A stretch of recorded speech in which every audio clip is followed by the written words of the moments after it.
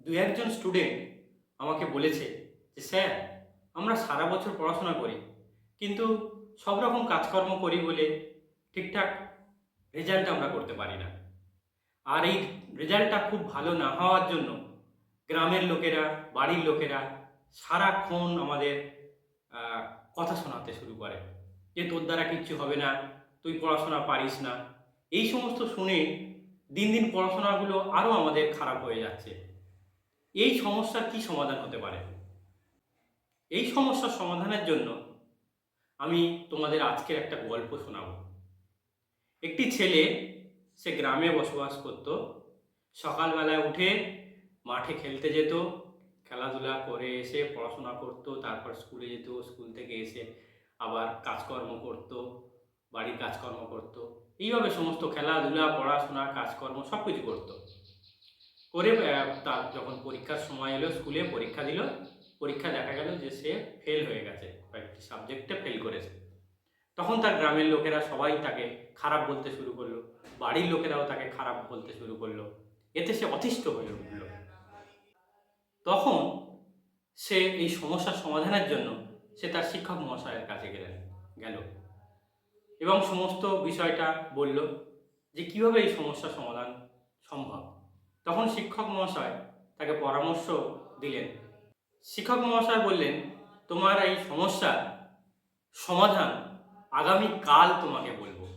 তার জন্য তুমি কাল যখন বাড়ি থেকে আমার এখানে আসবে, তখন একটা মাটির কলসি নেবে, আর সেই কলসির কানায় কানায় দুধ ভর্তি করবে। ভর্তি করে সেই কলসিটা হাতে করে নিয়ে গ্রামের মধ্য থেকে তুমি আমার বাড়িতে আসবে। আর মনে রাখতে হবে যেন কলসি থেকে এক বিন্দু দুধ মাটিতে না পড়ে। তখন ছেলেটি বলল, বাহ, এ তো খুব সহজ কাজ, খুব অনায়াসেই করা যায়, এইটুকু করতে পারলেই আমার সমস্যার সমাধান হয়ে যাবে। শিক্ষক মহাশয় বললেন, হ্যাঁ, এই কাজটা করে নিয়ে আসো, তোমার সমস্যার সমাধান করে দেবো। পরের দিন সকালে ছেলেটি ঘুম থেকে উঠল, একটা মাটির কলসি নিল, কলসিতে দুধ কানায় কানায় ভর্তি করে দিল, দিয়ে তারপর সেই কলসিটা হাতে করে নিয়ে পথ দিয়ে, গ্রামের মাঝখান দিয়ে পথ দিয়ে হেঁটে হেঁটে সে শিক্ষক মহাশয়ের বাড়ির দিকে রওনা হল। যখন পথে এসেছে, তখন সেই গ্রামের লোকেরা আবার তাকে দেখে খারাপ খারাপ কথা বলতে শুরু করলো যে এই দেখো সেই ছেলেটি যে পরীক্ষা ফেল করেছে, এর দ্বারা কিচ্ছু হবে না, এর দ্বারা কোনো ভালো কাজ হবে না, এ খারাপ কাজই করতে পারে। এই কথাটা সে আগেও শুনেছিল ছেলেটি গ্রামের লোকেদের কাছ থেকে। তখন তার মনে বিরক্ত হয়েছিল, রাগ হয়েছিল, সে চঞ্চল হয়ে উঠেছিল। আজকেও সে শুনলো এই কথাগুলো তাদের কাছ থেকে, কিন্তু সে কথাগুলো কানে নিল না। কারণ সে দেখলো যে কথাগুলো কানে নিলে তার মধ্যে যে চঞ্চলতা তৈরি হচ্ছে, তারপর তার হাত কেঁপে উঠছে, হাত কেঁপে উঠলে হাঁড়ি কলসিটা থেকে দুধ মাটিতে পড়ে যাবে। তাই শিক্ষক মহাশয়ের কথা অনুযায়ী দুধ যাতে মাটিতে না পড়ে, তাই সে কি করলো, এই কথাগুলো তার আশেপাশের লোকজন তাকে বলছে, সে শুনছে, কিন্তু সেটাকে মনে নিচ্ছে না। সে এক মনোযোগে ফোকাস হয়ে শিক্ষক মহাশয় যে কাজটা করতে বলেছেন তাকে, সে সেটাই করে যাচ্ছে। সে লক্ষ্য রাখছে যাতে এক ফোঁটাও দুধ মাটিতে না পড়ে। এইভাবে কারোর কথা সে কানে না নিয়ে শিক্ষক মহাশয় যা বলেছিলেন সেই অনুযায়ী সে খুব সুরক্ষা নিয়ে মাটির কলসির দুধটা নিয়ে সে শিক্ষক মহাশয়ের কাছে গিয়ে পৌঁছালেন।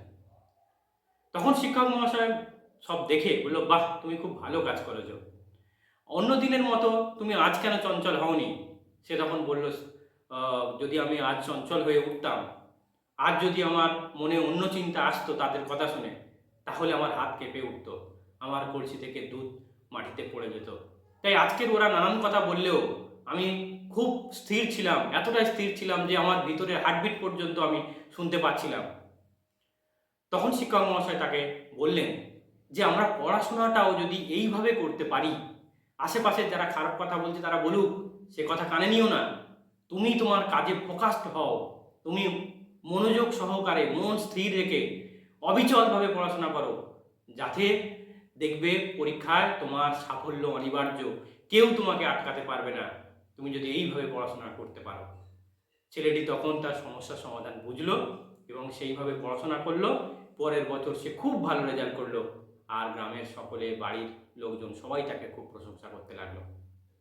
যারা আমাকে এই প্রশ্নগুলো করেছিলে তাদের আমি এই ভিডিওর মাধ্যমে, এই গল্পটির মাধ্যমে তোমাদের প্রশ্নের উত্তর দিলাম। তোমরা খুব মনোযোগ সহকারে পড়াশোনা করো, কারোর কথায় কান দিও না। তোমরা দেখিয়ে দাও, একটা বছর ভালো করে পড়াশোনা করে দেখিয়ে দাও যে তোমরাও পারো। মনোনিবেশ করে গভীর মনোযোগ দিয়ে যদি আমরা যে কাজ পড়াশোনা কেন, যে কাজ করব সে কাজে কিন্তু সাফল্য আসতে বাধ্য। তাই আমি তোমাদেরকে বলবো, কারোর কথায় কান না দিয়ে এক মনে পড়াশোনার প্রতি মন দাও, তাহলে তুমি আশাতীত ফল পাবে।